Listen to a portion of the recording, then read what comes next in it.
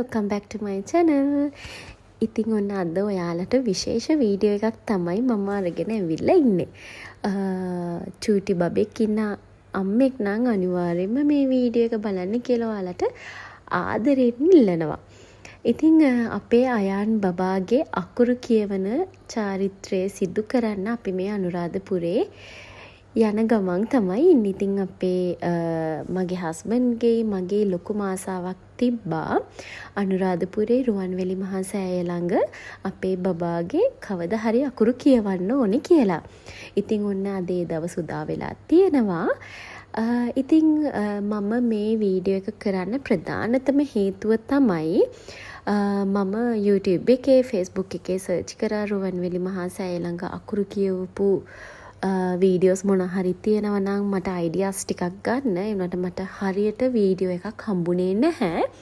ඉතින් මම හිතුවා මම කරපු විදිහ ඔයාලත් එක්ක බෙදා ගන්න ඕනි කියලා. ඉතින් මොකද මම දන්නවා ගොඩාක් අය ආසයි කියලා බබාලාගේ අකුරු කියවන චාරිත්‍රයේ රුවන්වැලි මහා සෑය අභියස සිදු කරලා ආශිර්වාද ලබා ගන්න. ඉතින් දිගටම මාත් එක්ක එකතු වෙලා ඉන්න ඔයාලට විස්තර දැනගන්න පුළුවන්. ඉතින් අපි අනුරාධපුරේ යන්නේ ගාල්ලේ ඉඳලා. ඉතින් මම ගාල්ලේ කරාපිටියේ සම්පත් ජ්‍යොතිෂ ආයතනයෙන් තමයි බබාගේ අකුරු කියවන චාරිත්‍රයට නැකත් හදාගත්තේ. ඉතින් ඔන්න දැන් අපි මේ ඉන්නේ අනුරාධපුරේ යන ගමන් මං හරියට මේ කොහෙද කියලා නම් මට මතක නැහැ. ඉතින් අපිට පළතුරු කඩයක් හම්බුණා. ඉතින් අපි මේ පළතුරු කඩෙන් කොමඩු අරගෙන ඒවලත් රස බලලා අපහු ගමන යන්න පිටත් වෙනවා. ඉතින් අපේ අයන් බබා හරිම ආසයි කොමඩු කන්න. ඒ වගේම තමයි යාට අපි මෙතන මේ ජෑම් ගහේ ජෑම් කඩලා දුන්නා. යාට රස බලන්න යා පළවෙනි පාර තමයි ජෑම් වල රස බලන්නේ. පේනව නේද? කතා කර කර කොමුඩු වල රස බලන හැටි. ඉතින් එයා විතරක් නෙමේ අපිත් ජෑම් කාලා අපි ආපහු අපේ ගමන යන්න පිටත් වුණා.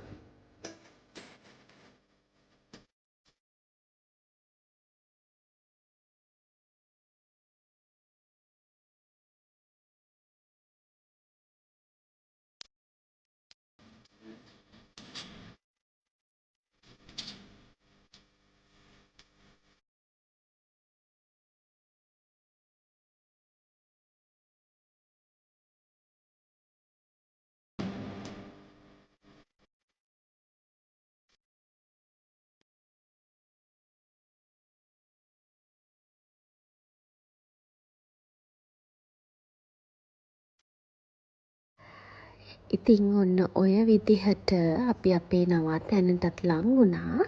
ඉතින් අපි නවාතැන් ගන්න අනුරාධපුරේ ආමි කැම්ප් එකේ. ඉතින් මම ආමි කැම්ප් එක ඇතුළේ නම් මුකුත් වීඩියෝස් ගත්තේ නැහැ.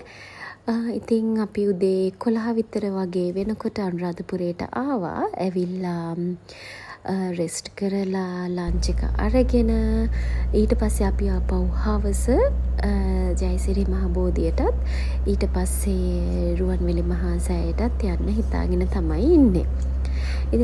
අපිට බබාගේ නැකත් හදපු තැනින් කිව්වා අකුරු කියවන්න කලින් දවසේ හරි ඊට සතියකට කලින් හරි බබාට බෝධි පූජාවක් තියලා ආශිර්වාද ලබා ගන්න කියලා.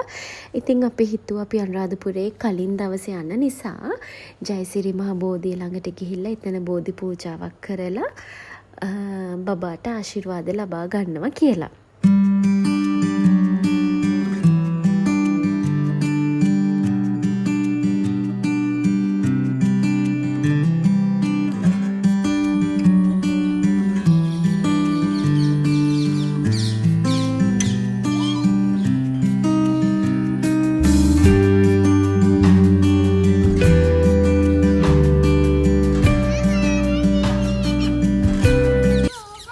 ඉතින් පේනව නේද අපේ අයන් බබාගේ වැඩිම මෙහි දුවන කිරින් තාම චූටි බබෙක්නේ.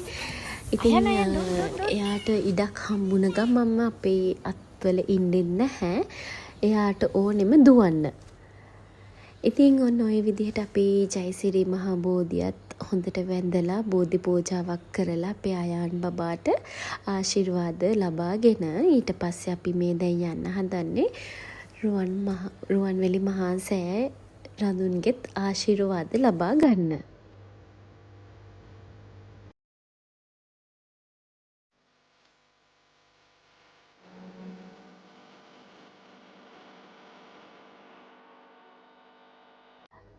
ජයසිරි මහම්බෝ සමිඳුගෙත් ආශිර්වාද ලබාගෙන ඊට පස්සේ දැන් මේ අපි යන්නේ රුවන්වැලි මහා සෑය රඳුන්ගෙත් අපේ අයාන් බබාට ආශිර්වාද ලබා ගන්න.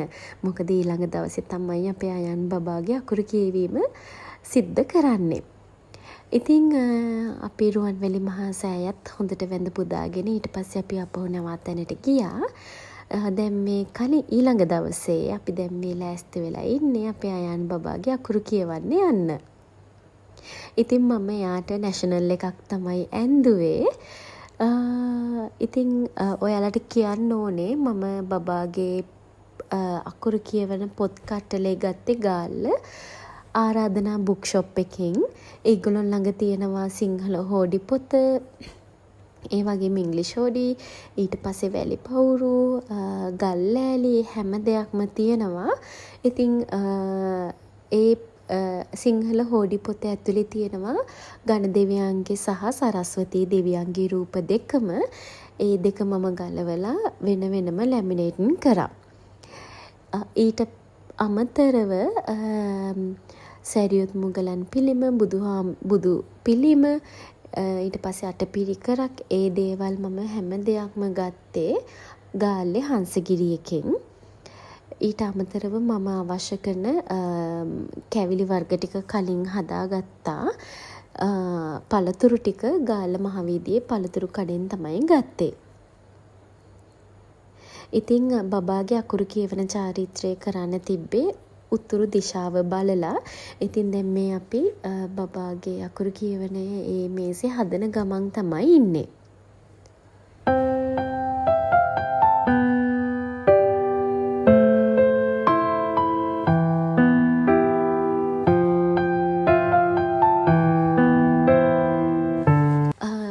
මෙතනදි කියන්න ඕනේ අපි නැකත් ගන්නකොට ඒගොල්ලොන් කියනවා කෑම මේ අකුරු කියවන තැන පොල් තෙල් පහනක් දල්වන්න කියලා. ඉතින් ඒ රුවන්වැලි මහා සෑය ළඟ පොල් තෙල් පහන් දල්වන්න දෙන්නේ නැහැ. ඉතින් ඒක නිසා අපි පොල් තෙල් පොඩි පහනකුත් අරගෙන ආවේ. රුවන්වැලි මහා සෑයේ පහන් පත්තු කරන තැනට ගිහිල්ලා පහන් පත්තු කරලා තමයි ඇවිල්ලා චාරිත්‍ර ටික කරේ. ඉතින් මෙන්න මේ විදිහට තමයි අපේ අයාන් බබාගේ අකුරු කියවන තැන හදාගත්තේ. ඉතින් මේ වෙලාවේ ඇත්තටම ගොඩාක් රස්නෙයි. මොකද උදේ 8:56ට තමයි බබාගේ අකුරු කියවන චාරිත්‍රය කරන්න තිබ්බේ. හිතේ බබා වද දේවි කියලා රස්නෙත් එක්ක ඒ වුණාට එයා ඇත්තටම මේ හොඳට හිටියා. කිසිම වදයක් දුන්නේ නැහැ. පොත් දැකලාට හරි මාස හිතුණා. හිතුවටත් වඩා හොඳට අපිට බබාගේ අකුරු කියවන චාරිත්‍රය කරගන්න පුළුවන් වුණා. ඉතින් හස්බන්ඩ් තමයි බබාට අකුරු කියෙව්වේ. බබාට තිබ්බේ මුලින්ම සයන්න කියවන්න. ඉතින් හස්බන්ඩ්යි මමයි තමයි අපේ අයාන් බබාගේ අකුරු කියෙව්වේ. හස්බන්ඩ් ඒ තිබ්බ අකුරු කියෙව්වා. ඊට පස්සේ මම නම්බර්ස් කියවලා ඉංග්‍රීසි අකුරු කියවලා ඒ ටික කරා. ඉතින් මේ වෙලාවේදී ස්තුතිවන්ත වෙන්න ඕනේ අපිට මේ වැඩේ සාර්ථක කරගන්න උදව් කරපු හැම දෙනාටම.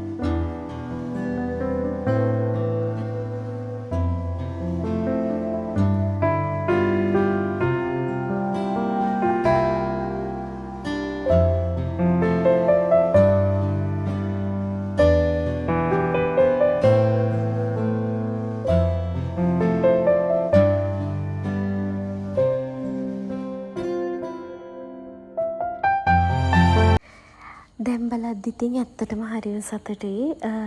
අයාන්ටත් කවදා හරි දවසක එයාගේ අම්මී අප්පච්චි එයා වෙනුවෙන් මේ වගේ උතුම් ස්ථානයකට ඇවිල්ලා එයාගේ අකුරු කියවපු එක ගැන එයත් කවදා හරි එයාට තේරෙන කාලෙක එයත් ගොඩාක් සතුටු වෙයි.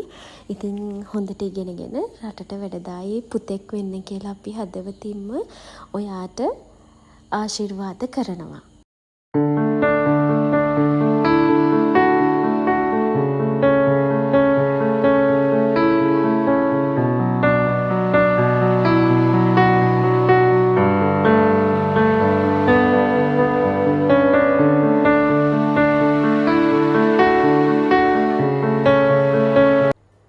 ඉතින් ඔන්න ඔය විදිහට අපේ අයන් බබාගේ අකුරු කියවන චාරිත්‍රය අනුරාධපුරේ රුවන්වැලි මහා සෑ රඳුන් අභියස සිදු කරේ ඔන්න ඔය විදිහට තමයි.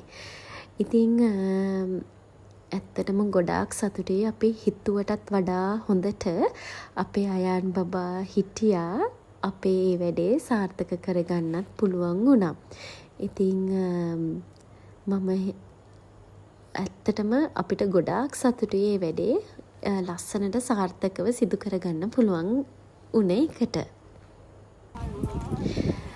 ඉතින් පේනව නේද දැන් අකුරු කියවල ඉවර වෙලා අපේ අයන් බබා ගල් ලෑල්ලේ ඒ කවුන්ට් කරනවා. අංකල් එයා ලියන එක ඒව ලියනවා. ඉතින් එයාට හරිම ආසයි. එතනින් එයාව නැකිට ගන්නත් හරිම අමාරු වුණා අන්තිමට අපිට. ඉතින් මේ වෙලාවේ මතක් කරන්න ඕනේ අපිට ෆොටෝස් ගන්න වීඩියෝස් ගන්න හස්බන්ඩ්ගේ යාළුවෝ ටිකක් රටින් ඉඳලා ඇවිල්ලා තිබ්බා. ඉතින් මේ මංජු අයියලටත් බොහොම ස්තුතියි අපිට ලස්සන ෆොටෝස් වීඩියෝස් අරගෙන දුන්නට. ඉතින් දැන් අපි මේ හවස අපි ආපහු නවාතැනට ගිහිල්ලා රෙස්ට් කරලා ඊට පස්සේ අපි හිතුවා අටමස්ථාන ටික වැඳ ගන්න ඕනි කියලා. මොකද අපි අද දවසත් ඉන්න නිසා අනුරාධපුරේ. ඉතින් අපි අටමස්ථාන ටිකත් වැඳගත්තා. ඇත්තටම ඉතින් හරිම සතුටුයි. ඔයාලටත් මොනවා හරි අනුරාධපුරේ බබාගේ අකුරු කියවන එක ගැන මොනවා හරි දැනගන්න ඕන නම් මට කමෙන්ට් එකක් දාන්න. මම ඔයාලට ඒ අවශ්‍ය කරුණු ටික ඔයාලට කමෙන්ට් එකකින් ඔයාලට රිප්ලයි එකක් දාන්නම්. ඉතින් අපි තූපාරාමේ අභයගිරිය මිරිසවැටියේ හැම පූජා ස්ථානයක්ම වැඳගත් අපේ හිතේ හැටියට ඒ විතරක් නෙමෙයි. අපි හිටපු ඒ දවස් දෙකේම අපි හැමදාම හවසට අන්තිමට හැම රුවන්වැලි මහා සෑය රඳුන් ළඟට ගිහිල්ලා වැඳ පුතා ගන්නත් අමතක කරේ නැහැ.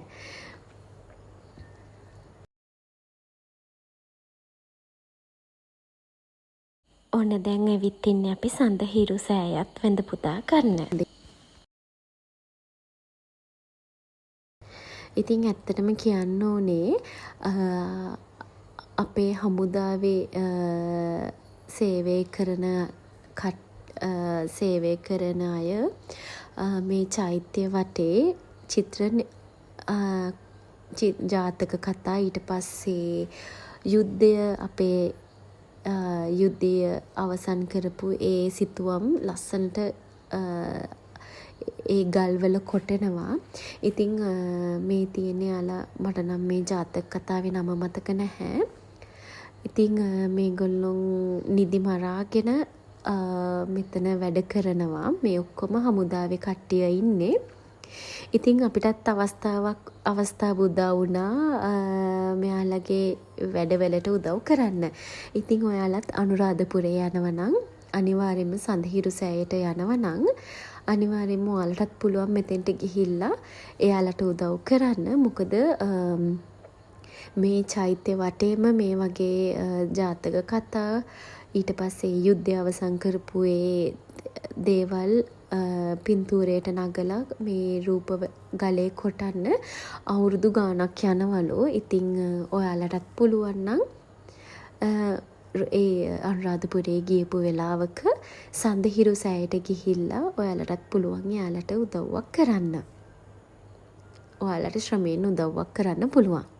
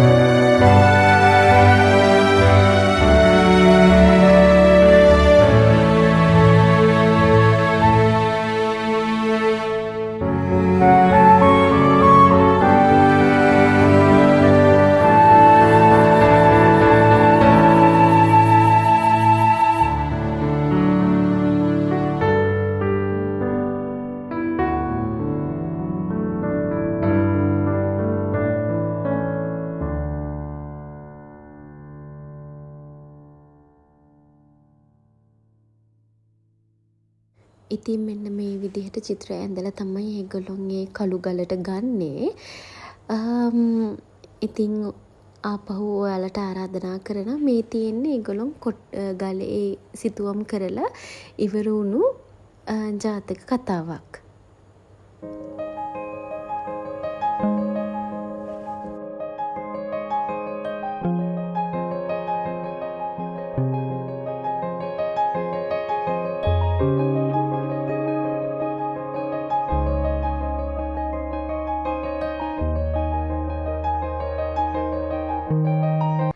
ඉතින් දැන් මේ අපි ඊළඟ දවසේ ඉතින් අපිට වැඳ පුදා ගන්න බැරි වුණු අටමස්ථාන වලින් කිහිපයක් ඉතුරු වෙලා තිබුණා. ඉතින් ඒ අටමස්ථාන වලින් ඉතුරු වුණු ඒ ටික වැඳගෙන ඊට පස්සේ ඉතින් අපිට ආපහු ගෙදර බලා යන්න තමයි තියෙන්නේ.